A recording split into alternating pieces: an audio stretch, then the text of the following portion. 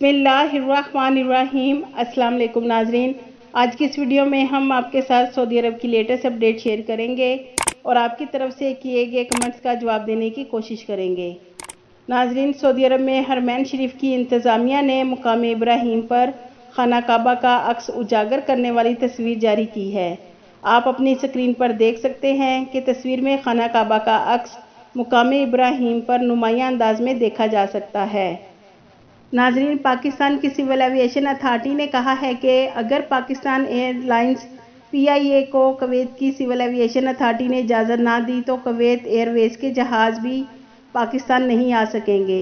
नाजरीन, Pakistan civil aviation authority ने अपने ख़त में लिखा है कि कोरोना की मुश्किल सूरत हाल के बावजूद कुवैती फ़्लाइट्स पाकिस्तान आ रही हैं, लेकिन पाकिस्तान की दरख्वास्त को नज़रअंदाज किया जा रहा है।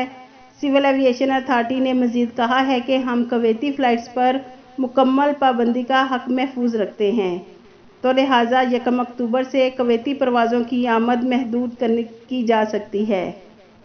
नाजरीन, सऊदी अरब में गवर्नर कसीम शहजादा फैसल बिन मिशल से बुध को उनके दफ्तर में मुमलिकत में मुतय्यन सफ़ीर lieutenant general retired Pakistan Bilal Akbar ने मुलाकात की है। नाजरीन, गवर्नर कसीम ने इस मौके पर कहा है कि सऊदी अरब मुख्तलिफ मुल्कों के साथ ताउन और शराकत के रिश्ते मजबूत बनाने का ख्वाहिशमंद है।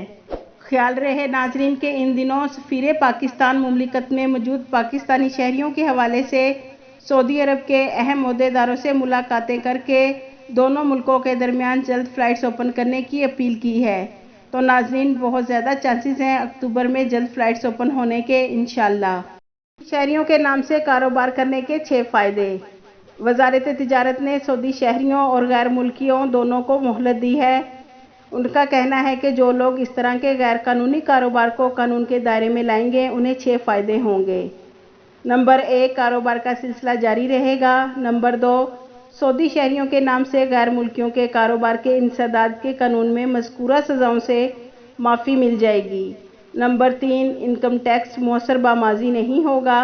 नंबर 4, कोई और कारोबार भी किया जाएगा। नंबर 5, मुतल्लका रकम में तसर्रुफ़ की कानूनी इजाज़त हासिल हो जाएगी। नंबर 6, कारोबार में इस्तेहकाम आएगा और इसे बढ़ाया भी जा सकेगा। नाजरीन, आपकी तरफ से किए गए कमेंट्स के जवाब कुछ इस तरह हैं। एक भाई का सवाल है कि मैं सऊदी अरेबिया से कोविड वैक्सीन की 1 डोज़ लगवाई थी, क्या मैं इंडिया से डायरेक्ट सऊदी अरब आ सकता हूँ? नाजरीन, सऊदी गवर्नमेंट ने डायरेक्ट फ़्लाइट से मुमलिकत आने की उन गैर मुल्कियों को इजाज़त दी है जो छुट्टी जाने से पहले वैक्सीन की दोनों डोज कंप्लीट करके गए थे।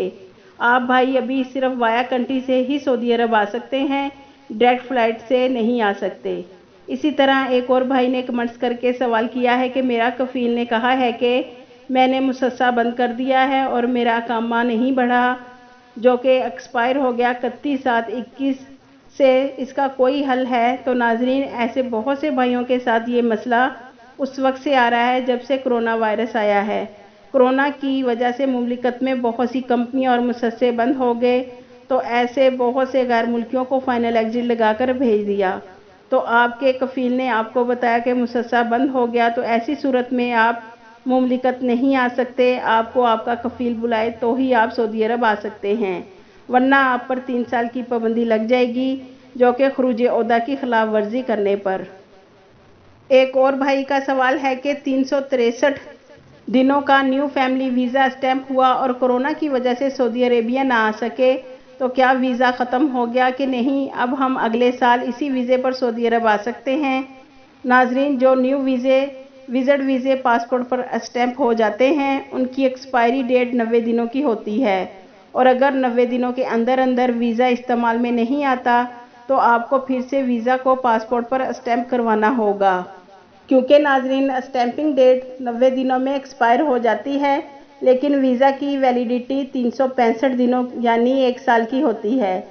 वीज़ा 1 साल में इस्तेमाल नहीं हुआ तो 1 साल के बाद वीज़ा खुद ब खुद एक्सपायर हो जाता है। लिहाजा नाजरीन, जिन लोगों के न्यू विज़िट वीज़े स्टैंप होकर सफरी पाबंदी की वजह से इस्तेमाल नहीं हुए और एक्सपायर हो गए, उन्हें सऊदी गवर्नमेंट की तरफ से एक्सटेंशन दी जा रही है, तो आपका वीज़ा भी एक्सटेंड हो जाएगा इंशाअल्लाह।